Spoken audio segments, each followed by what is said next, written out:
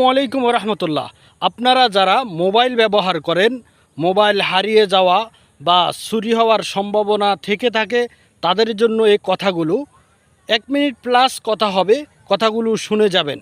আপনার মোবাইল যদি কখনো হারিয়ে যায় বা চুরি হয়, তাহলে যেই কৌশলে আপনি সহজে মোবাইলটি পাবেন তার সিস্টেমটা, পদ্ধতিটা আমি বলে দিচ্ছি, একটু শুনে যাবেন। 1 মিনিট প্লাস কথাগুলো হবে।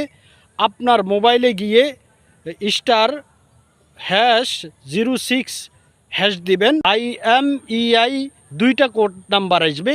এই কোড নাম্বারগুলা আপনার নির্দিষ্ট স্থানে রাখবেন। তাহলে যে কোনো সময় আপনার মোবাইল যদি হারিয়ে যায় বা মোবাইল যদি চুরি হয়, এই কোড নাম্বারগুলা দিয়ে আপনি সহজ পদ্ধতিতে মোবাইলটি সন্ধান করে পাওয়ার সম্ভাবনা থেকে থাকে। আর না হয় যত কৌশল অবলম্বন করুন না কেন, আপনার মোবাইলটি পাওয়ার সম্ভাবনা থাকে না।